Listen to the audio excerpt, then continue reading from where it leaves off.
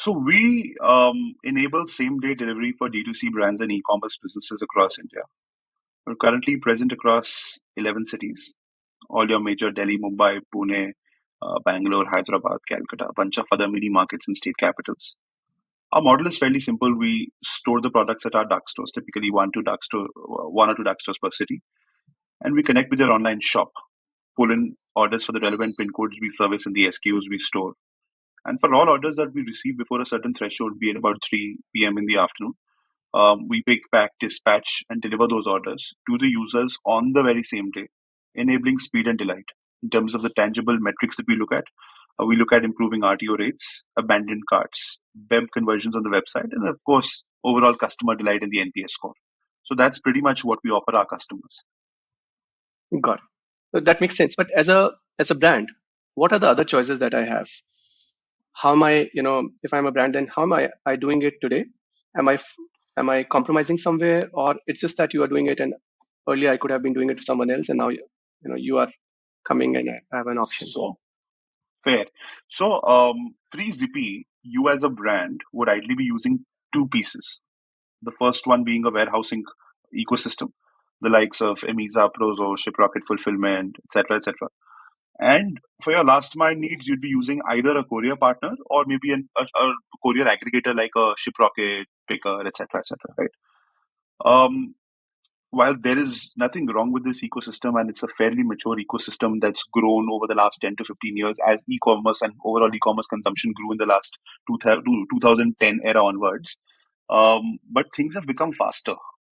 Yeah, Consumer behavior has changed. Consumption has grown. Consumer behavior has changed, and the e-commerce warehousing fulfillment pieces matured over time, right? So it's become very imperative for all of these brands, e-commerce businesses, marketplaces to become faster. What was delightful in terms of a 2 3 day delivery time, say 3 years ago, 2 years ago, just about the post COVID era, is not sort of acceptable now. absolutely. So that I understand. People are becoming impatient, and we've seen the rise of quick commerce in India and all that. But why should the legacy players not be able to deliver what you're delivering, or where do you find your edge? I understand you're a post-COVID kind of a company in a way wherein you could appreciate the changing user behavior and design yourself around that. But that opportunity exists for others also who can remodel their service levels, the way they design their kind of logistics differently. So 2 points. I'll cover both of those points separately. Point number one, while we came out of the COVID era, but COVID and Zippy were just mere coincidences, right? Because actually, if you notice the pattern, we came out after the boom of quick commerce, Yeah, and quick commerce came out in the middle of COVID, yeah, right? So that's the connection. yeah. Zepto went live, Grofers rebranded to Blinkit, Swiggy doubled down their gas on Instamart, the likes of Big Basket and the others, Flipkart, Quick, etc., became faster. Let's not even forget Dunzo. So that changed the consumer's behavior in a very big way. And D2C brands did not want to lose market share to these quick commerce platforms. And to stay relevant, and for that channel to stay relevant for them, it was very important for them to double down on faster deliveries. And on your second point, why can't brands develop this ecosystem in house? I mean, it's like everybody setting up their warehouses in house, right? Ultimately, there has to be a service provider in the No, no, middle I'm not talking about the aggregating all brands these. per se, but let's say a Shiprocket, can they not have a similar offering as yours? They can, right? Today, what we're doing is not something out of the world. It's of course a combination of DNA with playbook and execution. But it's everybody does not have the DNA, right? So they all have their own niches. Delivery has surface as a niche. DTDC has all those economy shipments as a niche. Shiprocket is famous for its courier aggregation and the tech play, right? Similarly, Blue Dart is known for safety of paper. They're the biggest in terms of paper, in terms of letters. So they all have their own niches. It's very easy to throw capital and build out this play, but that's not how a play like this will grow, emerge, and scale in the long run, right? There needs to be focus just on this play, just to give the right customer experience. It's a very experience heavy play. If your end users don't get the right experience, it's very difficult for you to retain brands in the long run. how much ever capital you may want to throw in this. But if you see, like you're talking about, quick commerce is becoming mainstream. Also, there's pressure on the e-commerce platforms to start delivering faster and faster. Uh, does it not push the incumbent players in the logistics space also to kind of rewire themselves, and that becomes existential for them? See, if it is what you're talking about is niche, so my niche is different, your niche is different. We don't compete at a very very specific level, and the world moves on, right? So that part I understand. But when it becomes existential for me, then I will hardwire, change the hardwiring. I'll kind of see the world very differently. I'll be pushed to do that.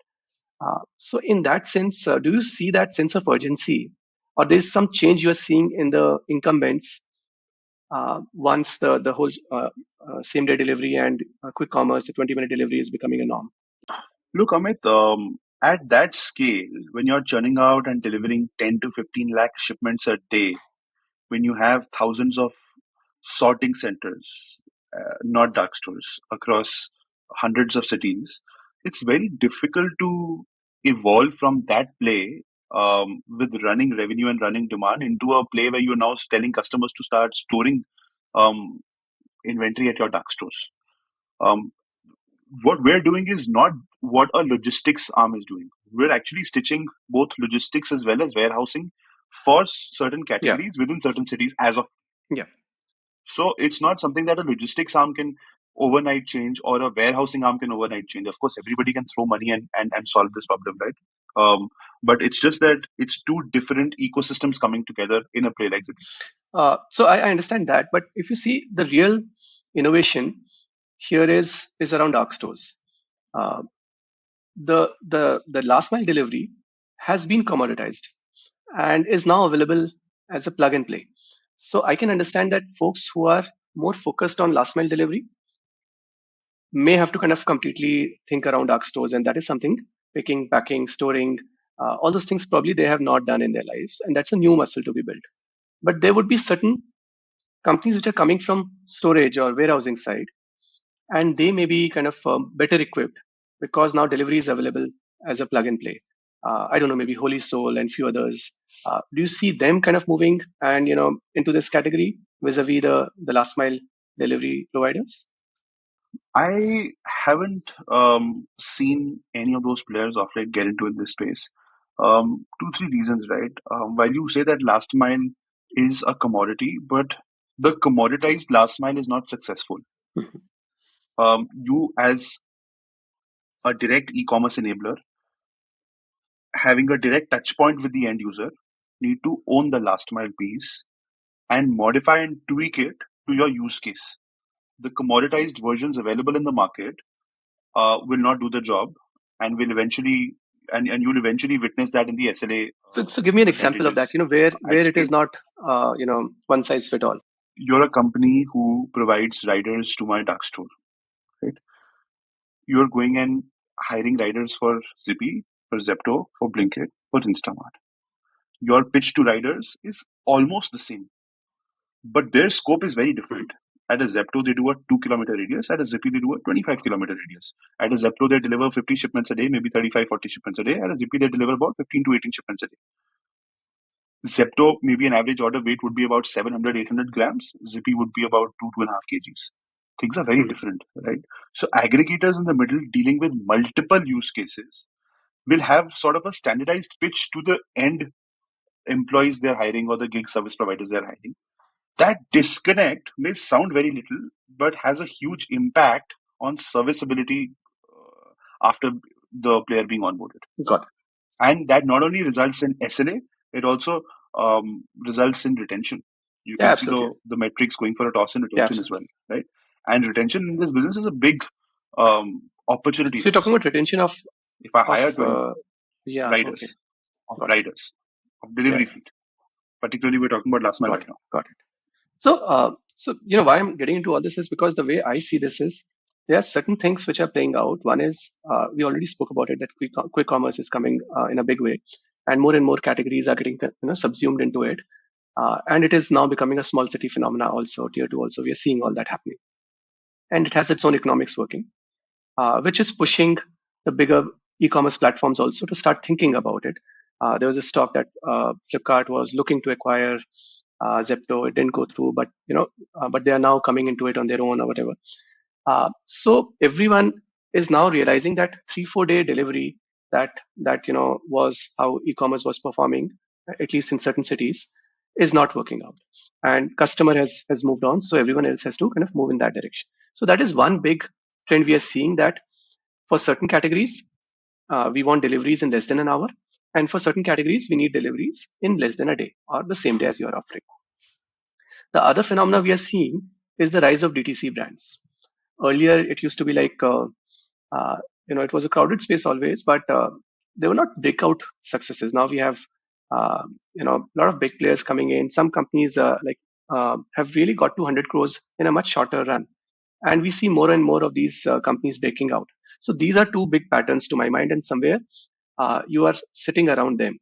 So in one sense, I understand that as the DTC space grows, they would need partners like you to deliver the experience that otherwise they can only that can only be delivered by an Amazon, and for that they need to kind of give them 30-40% of their sales.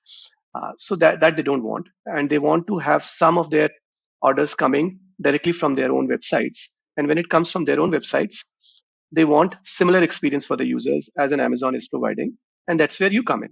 So as DTC keeps growing bigger, somewhere you will have a share of that if you keep performing well, which is rather an easy way to understand for me. What is happening. Where it becomes confusing is everyone is talking about you know uh, quick commerce and 20 minutes, and Blinkit is growing 30%. On that, quarter and quarter on that base, that big base. So it's really kind of changing every 6 months. That industry is changing. But where does same day delivery fit into this? In the context of quick commerce. Without quick commerce and with e-commerce and DTC, it's a perfect play, and that's probably kind of how what really works. But now, when you put in quick commerce there, where does it play out? If these brands also start moving to quick commerce, and quick commerce, as we know today, is full stack, so they are taking care of storage, delivery, warehousing, everything, right? So where is the play for a Zippee there? Got it. I'm going to answer all of them point by point. Um, okay, let me take your first point. You first mentioned that there are two big trends that you have witnessed on the larger ecosystem. One being D2C brands coming up from every corner of the country, and two being consumption behavior changing and things becoming faster. Right. I think you've missed two very important trends. Now, let me just put this chronologically. The first point being consumption is growing. Everything revolves around consumption. After consumption, There's some after patterns the here. growth of the consumption comes the fact that a lot of offline is moving to online. This may be a post-COVID phenomena, but a lot of offline is moved to online.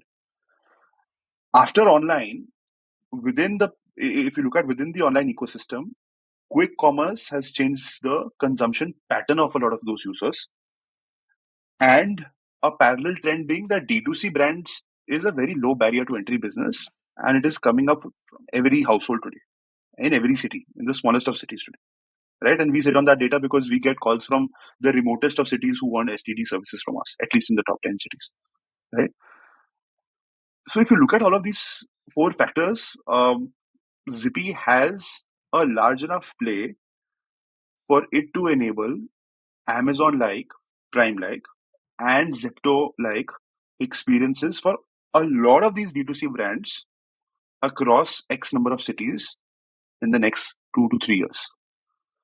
Um, and then you also mentioned that with quick commerce players doing 30-minute, 60-minute, and same day deliveries, where does Zippy fit into the picture?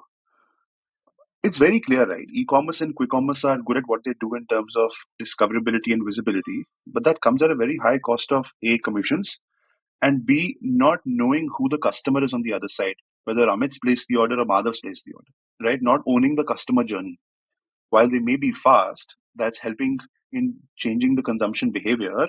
But ultimately, brands want that direct channel Brands want that direct channel with the customer, and it's very, very important for them to invest in the D2C channel in the long run.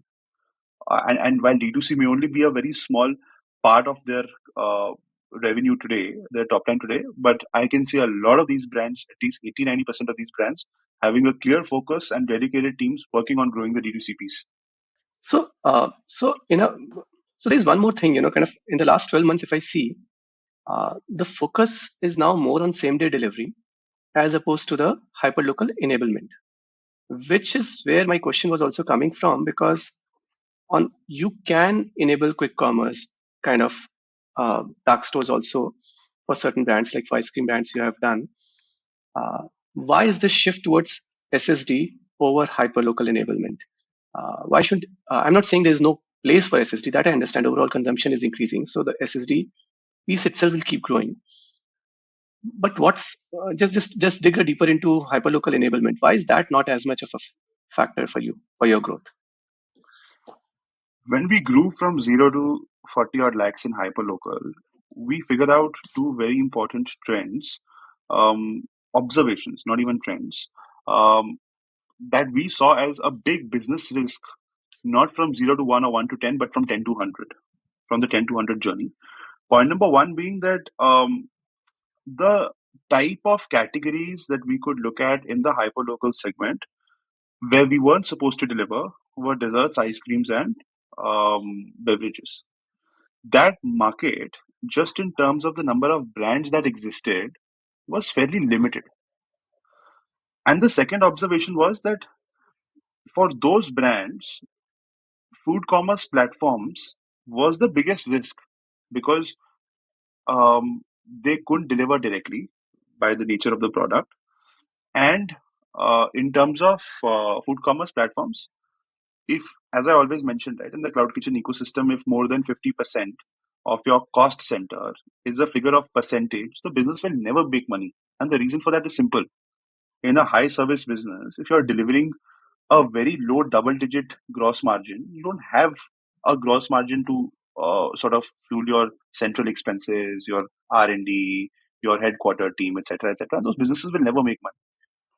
And the third observation, in fact, there are three observations. And the third observation was that when brand X moves to a new zone, say in Gurgaon, like a Sona Road or an Udyog Vihar, you got to create new demand in that hyperlocal zone where you may be an international brand globally, but at that zone, you got to create new demand because you're entering a new zone where there are 1,000 other options. Today, you open a Zomato or Swiggy or Magic, and there are 1,000 options, right? You're the 1,001st option. So you got to create your own demand in every new zone you scale up to when it comes to Sure. hyperlocal food commerce. So when we thought about those three observations, we figured out that we have the dark store playbook, and there are many more categories that we can service by giving them not a hyperlocal experience but a same day delivery experience, because those categories inherently don't need a Sure. hyperlocal 30-minute experience and will give the same amount of delight if delivered on the same day as against their current 2, 3, 4, 5 day delivery timelines. And that's how we evolved to Got it. Got it. SDD. So, you're also saying because you started, in fact, if I talk about your journey, you started with a cloud kitchen and food commerce, and then you had hyperlocal enablement of these 25, 30 ice cream brands, I think. And then you are saying, okay, maybe that's an overkill for certain brands. And maybe same day is good enough as a sweet spot where there's a lot of demand and it kind of fits into their economics also. And that's a missing piece because the other folks are coming from 3 4 day delivery on horizontal commerce companies, and that's why you kind of moved here, and that's where you're seeing your growth. Yeah. So last 12 months, if you can talk about the growth in terms of number of dark stores, number of cities, number of brands, orders, whatever metrics you kind of want to talk about, uh, and how do you see those metrics growing in the next 12 months, just to understand the company from before and after lens. So I think we moved from about three odd cities to about 11 cities, moved from about 25 odd customers to 125 customers, moved from a revenue of 35 lakh MRR all the way to about 1.35 Wow. or 1.35 crores, 1.32 crores sometime in March.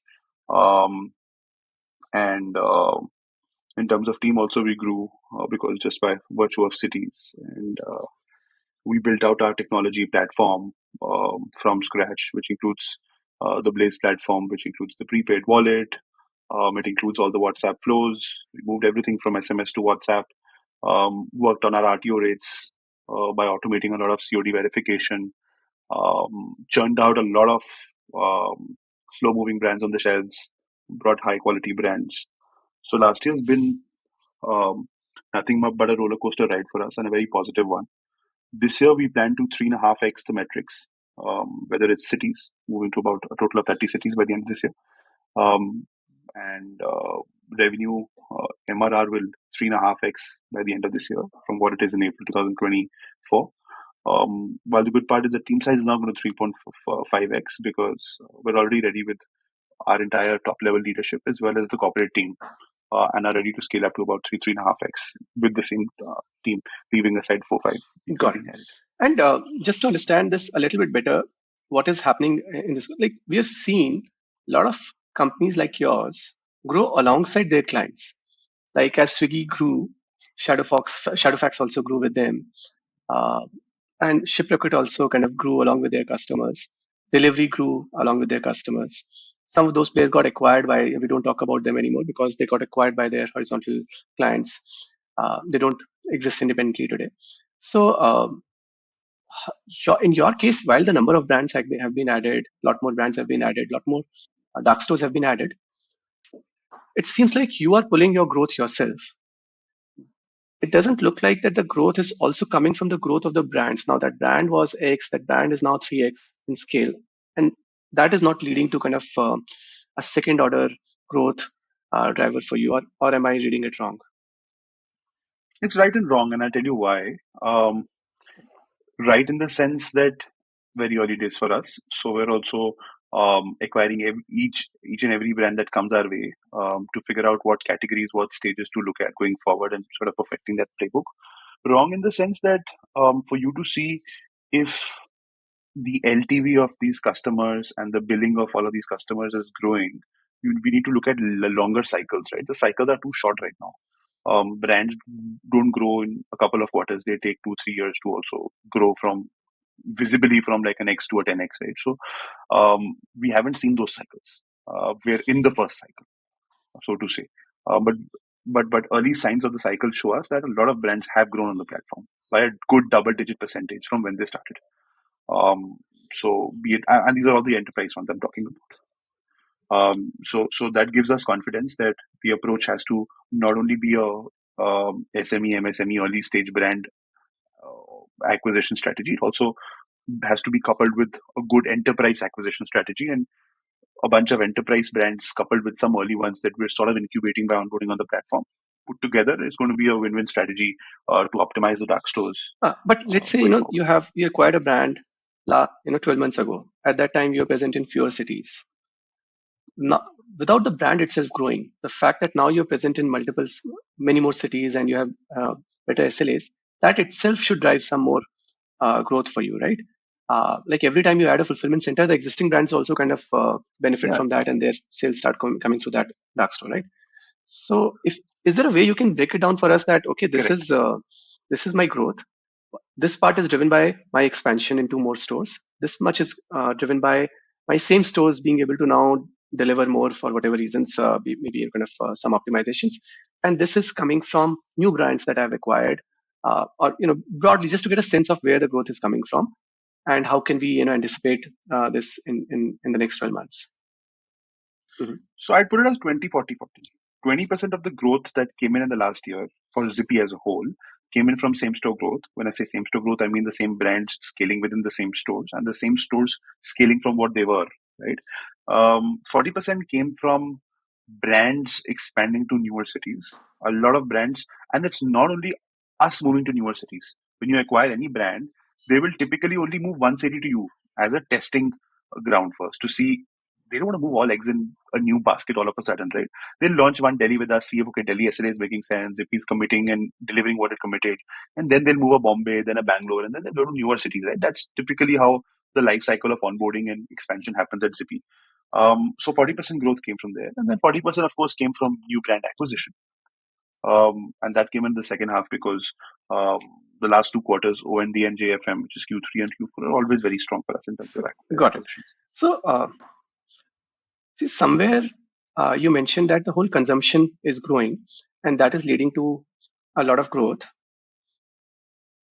But I'm still trying to kind of make sense of it. That Q-commerce is growing like at a very different, on a very different trajectory. And while you mentioned that overall commerce is growing, overall consumption is growing, your trajectory, while it could have, second order benefits from the brands also growing, is not visible. So are you seeing that Q-commerce is growing like this and you are not growing like this? And when I'm seeing you as a same day as a category. So okay, let's forget whatever I said till now. What I'm still not able to understand that is the growth of Q-commerce and same day delivery. Will they follow similar trajectories, or quick commerce is going to be much steeper? Because if same day delivery is that steep, then it should show up in your projections at least. Last year, I can understand there were like a lot of other things happening, capability build-up was happening, but next 12 months, why 3.5x? Why not 10x? Because Q-commerce at this base was growing 10x. So, keeping consumption aside, right? Consumption um, is demand, Zippee is supply. Yeah, Quick commerce is demand, right? So you can't compare quick commerce absolutely. to Zippee. Zippee is an enabler. We don't control direct demand for the brands that we service. While they may be doing well on quick commerce, but they're all growing their D2C piece. And my growth at Zippee is directly Exactly. linked to the growth of their D2C. While they may be growing 50% month on month on Yeah, quick commerce by throwing spends there, but they may not be growing yeah. 50% month on month on their own D2C platform because D2C may And will still reduce. remain Like as a 25% percentage, of will their keep own reducing whole if top line. Q-commerce and others are growing faster. So, So that's my question then. If they're seeing more right, growth on other channels, their focus will shift there. The margin structure would be very different. I yeah, understand. Uh, but if the consumer is voting for, essentially what is happening is at the end of the day, consumer is saying, I want it in 20 minutes. That's why a quick commerce company is able to capture that growth vis-a-vis the brand trying to sell it through their own channels. And that's why you are kind of at that end, you are a recipient of the user behavior at some level, right? And whatever the user is voting for, the brand will also kind of allocate their absolutely. resources and their kind of capabilities in that direction. So in a way, what we are seeing is that the brands have grown maybe 10x. Most of the growth could have come from other channels, and at least as of now, they focused on the headline metric, which is growth, which is overall scale. And kind of once you're a 100 crore brand, the world sees you very differently, and maybe those things are playing out. At some point, they will start focusing on economics, and then they would say that, okay, I want to increase the share of my direct to customer shipments or orders. Is that's when you will get a kicker, or something else has to happen? No. So, three things. One, the kicker doesn't come after a brand reaches a certain point in scale. The kicker comes when they start looking at quick commerce and seeing that it's growing. That means customer wants faster deliveries. They have the capability of diverting the customer on their own platform, but they need to build a capability of delivering an Amazon-like, Zepto-like experience on the platform.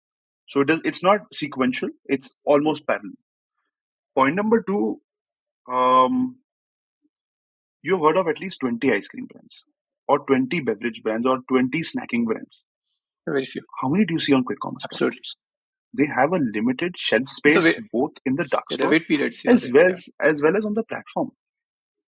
Right? There are wait periods, and even after wait periods, today there are wait periods. After 6 months, there'll be yeah, a time when even wait periods don't exist because there is no space.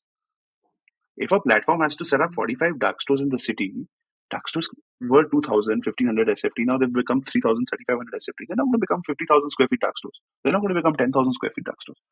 Essentially, there will be a cap of the number to the number of SKUs you can store yeah. physically and digitally on the platform to the users, right? And a lot of categories we have seen those caps, and that's why brands say quick commerce में नहीं list हो रहा कोई बात नहीं D2C तो grow करें,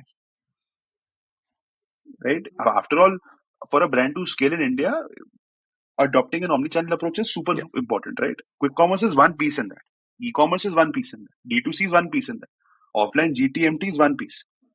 Going experiential, going Horeca B2B, They're all different pieces, different channels in the omni-channel story, right? So it's very, very important for a brand to adopt that omni-channel focus very early on in the journey.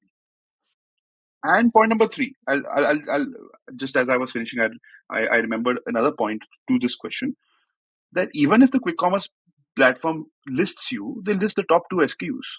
For a lot of your power users, you have an assortment of 30, 40 SKUs that is only going to be available on your own platform. Yeah. Quick commerce may list the two best selling SKUs. After all, you need to have your assortment available on your own platform, which needs to give a super fast experience.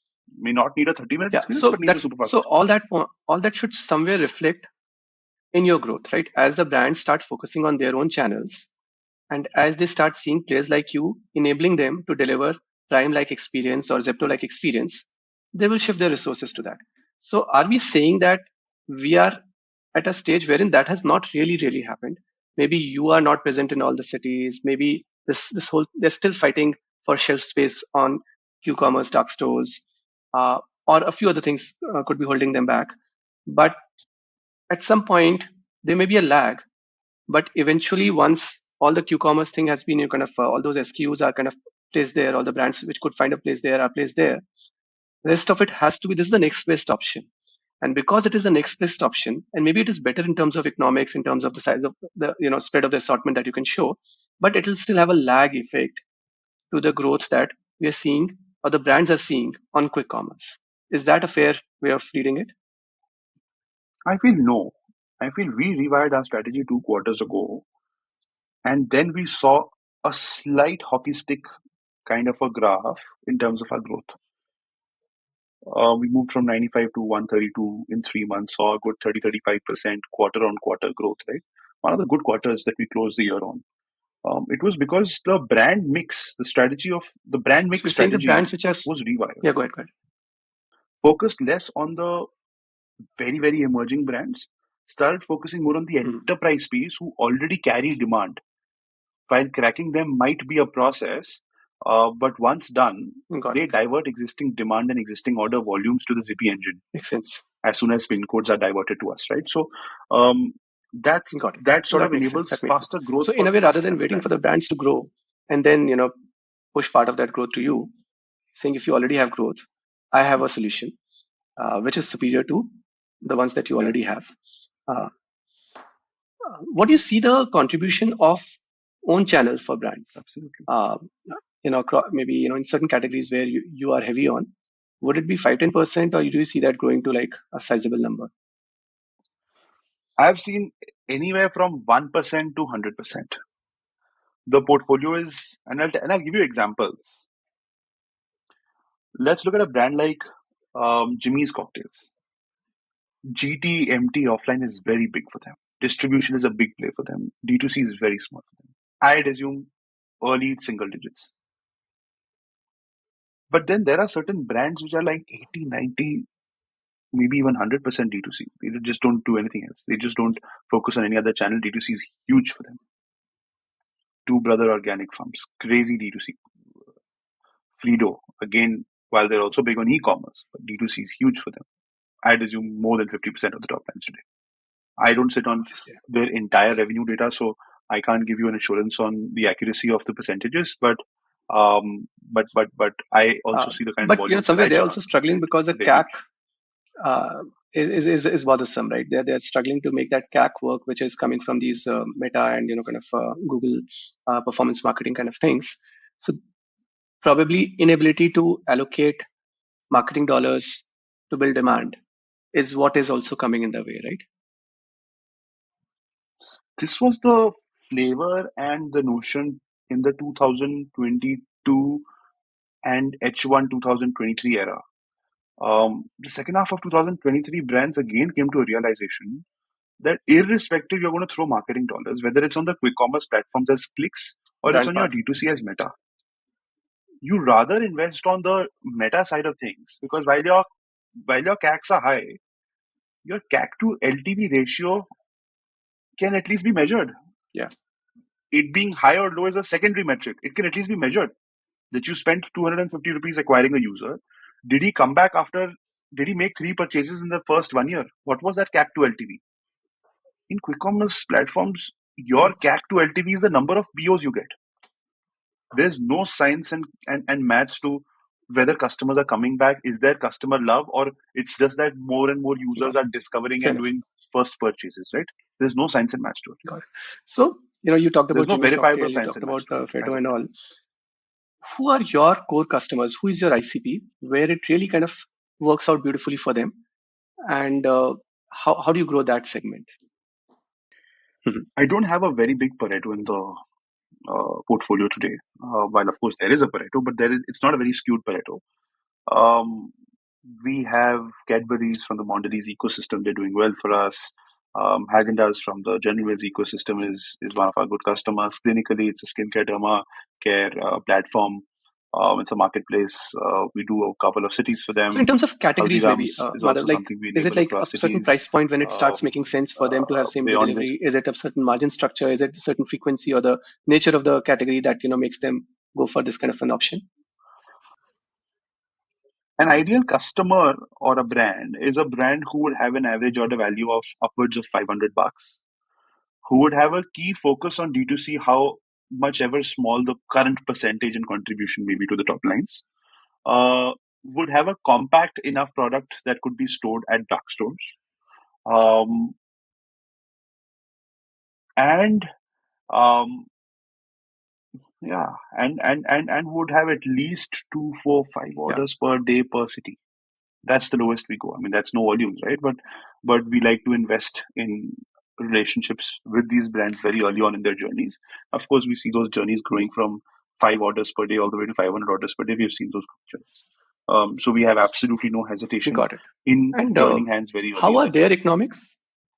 Because now they have to kind of put inventory at multiple dark stores in multiple cities. Obviously, it is enabling faster delivery to the customer. Then there is, if they would have served it through their mother warehouse in one city versus this, what is the trade-off? The customer experience trade-off, you all know. On the economic side, what is the trade-off?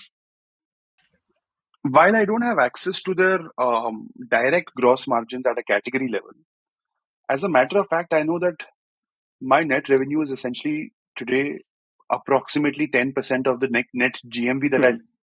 churn around across the Hmm. network of my dark stores, right? So I'm essentially 10% of their P&L, give or take. Some categories higher, some categories lower, some categories very higher, some categories So, decently lower, right? So okay. So my question is it's also around 10ish. how much, so it's not about them per se, but typically, what is the premium a brand has to pay on logistics to enable same day delivery vis-a-vis the traditional 3 4 day delivery? Because they have to, stock. Yeah. Again, depends on the category, but absolutely. But essentially, mathematically, it's not that big a delta. Reason being, when brands speak to us on call number one, they compare us Yeah. directly with their courier costs, Yeah. which is an absolutely illogical comparison because we're actually fulfilling two pieces in the value chain: logistics plus warehousing. And then there is also a cost Absolutely. or slash an Yeah. Yeah. opportunity cost to the RTOs that they were suffering with the 3 day delivery. If on 100 orders you had an RTO of 10% with a 3 day delivery time, when you got onboarded on the Zippee same day delivery platform, and your 10% RTOs came down to 3% or 4% RTOs, there was a cost of losing the revenue and the gross margin that you could potentially have earned on those Yeah. 6 orders, as well as the CAC that you spent on getting all of those 6 orders, right? If you put all of these three factors plus the logistics overall cost plus the warehousing overall Got it. cost, Got it. Yeah. I essentially the understand that, mathematics and the delta is not very different. So it's a good conversation. It's a good conversation, and hence call one and call two with the brand is to just change the way they think and the way they got it. calculate, is to give them access to the calculator, right? Because they're very defensive when you talk about cost because they start comparing it to like those 35 rupee deliveries, intra-city zone 35, 38, 52 rupee deliveries, right? But when we tell them that, okay, your end-to-end cost is essentially say $90 for 500 grams, which essentially they were paying say 45 rupees for 500 grams as courier Yeah. cost. There was a warehousing cost. There was an RTO cost. There was an abandoned cart cost.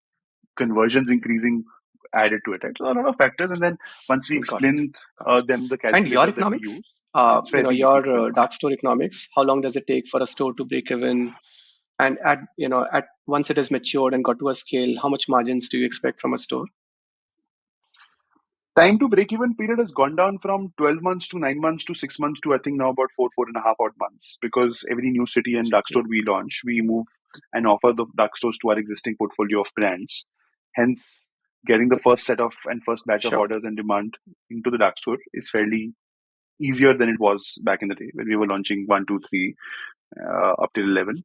And at steady state, we don't look to, we witness about 27, 28% contribution margins after deducting all dark store expenses, last mile expenses, as well as city expenses. And with the margin that we make on those orders, which is essentially the CM1 margin, we use those funds towards our central corporate G&A expenses, which is essentially our Got it. team sitting out So of in that Gurgaon sense, along if your with the office stores are expenses. breaking even, dark stores are breaking even that quickly, what is, and you have like 100 plus brands, what is holding you back from having a much bigger footprint in terms of dark stores? It's also figuring out that beyond the first 15, 20 cities, what is the strategy? The strategy may not be to just store inventory at the next 500 cities, right? There may be a strategy of connecting packed shipments from the top 20 cities where inventory is being held and transferring them to sorting centers in the next 80 markets. So that's something we're building out as a strategy in this AOP. um, that what is the willingness of the brand to store beyond 20 touch points, and after that, if the willingness is low and the design changes, what will the design look like? It is possible to build that network, right? But what will the network design look Yeah, like, that also somewhere points to the is what we fact. are figuring out in Yeah, Q1 and because then Q2 of in this that year, sense, if see at some level, totally which is understand going to that be from a very brand interesting. standpoint, if I'm getting very few orders from a city, why should I stock in that city, right?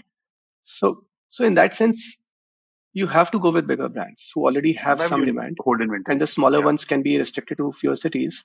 And once they become national brands, once they become deep, that's when you kind of enable them. Otherwise, yeah, I understand that would keep becoming a drag. So even larger brands, right? You may be doing Sure. 20,000 orders per day across India, but you will also have a Pareto in your 20,000, 40,000 orders a day, where 80% orders will be from the top 6, 7, 8, 10 cities, right? Maybe 90% will be from the top 15 cities. But then the next 100 cities will only have that 10% where the incentive of the brand to keep it in those cities is very low. But the intent of delivering is very high, faster is very high. So that network design will have to evolve. Got it. That Yeah. 3.0 is something we're now figuring out. We also have to evolve, right, with scale. So one way So of that kind of 3.0 network design is now understanding being this is prepared as part that of this year's AOP. your PMF is there for top 20 cities. And for smaller cities, maybe for big brands, it is still making sense. But for new age, DTC, or smaller brands, either you're too early for them to be stocking there, or a different model has to be figured out, which is what you're pointing to as 3.0. But as of now, that is not something that you're able to address. No, as of now, I have enough headroom for the next 20 cities, enough demand for the next 1 year, one and a half Yeah, years, that's what I right? meant. But Yeah. I need to also plan that beyond 30 cities, what will my network design look like? It's not necessary. It's not necessarily a shift. It's further evolution Fair, from the. fair, It's further fair. sort of building the On the 10 to 100 client playbook. side, you know, uh, as you mentioned, you're seeing increase in their contribution to your business. Are you also seeing some clients churning out, or are you seeing that this is not the proposition that fits into their use case, and they would rather go back to the some other model? Anything on the losing clients or churn or on those lines? So there are two categories that we have internally. One is the clients we've lost, and one is the clients we've kicked. There are certain clients we kick because of order volumes remaining stagnant across quarters. So we witness it for the first 3, 4 months, and then we take a call on those brands because for us, shelf turnover ratio is a very high metric. Second, the brands we've lost, we've only lost a couple of brands, maybe two because of our services across the entire portfolio of 125, and one of them Okay. was a brand which needed Mhm. some personalization on their products without naming the brand. So yeah, but overall, we haven't seen attrition. We haven't seen a huge Yeah, churn. Um, Even the kick out ratio has gone down in the last 2 quarters because we've started selecting the right brands, reaching out to the right brands, having those got it, conversations, got it, got more it. filtered conversations. So I think Anything that's else you would A want to was never a share? I'm problem, mostly and done with B, my whatever questions, little but anything problem it else was that is you being would want to solved. share? Nothing. I think we're excited. We're super stoked for this year. There's too much to do. The good part is that we're not having to answer the why question, something that we were supposed to answer the last year and the year before that. That why is same day delivery important? Why is it needed? 2 days is Right, enough. Our customers are patient. Our customers plan the purchases. Our customers exactly know when they want to place that order. And those questions are not coming back this year. The conversations are shorter by 10 minutes because what we're answering is what, how much, how soon can we onboard. Those are the questions we're answering. We're not answering the why question. got And essentially, the why takes the longest to answer among all of the questions, right? So it, these are got it. sort See, of fairly easier conversations this year. somewhere see where my Um, all my so questions are yeah, coming from on track to achieve is a three and a half because x the by way end I of this see year. the larger macro, the macro for this category, with these brands coming in, with these impatience becoming mainstream, and nobody's planning, and all those things shifts. It is, and as you're seeing, overall consumerism is also growing. Demand is shifting to online, and all those things. I feel that you are like at the cusp of all those trends. Somewhere it feels like there, and when all that happens in companies, they're at an earlier stage, they grow 10x, and those kind of things we have witnessed that across categories over the years, that once things start coming together, they like when founders put up those projections, they would say 3x 4x 3x 4x, and then taper it down to 2x to 1.5x, and then 50% over these. But what at least my experience has been, that when it works for a year, it is like 10x, and then all those things also play out. So it feels that something, a lot of things are coming together. I don't know where. I'm not able to point my finger to what is has to be done differently, or what is missing, or what we are not seeing.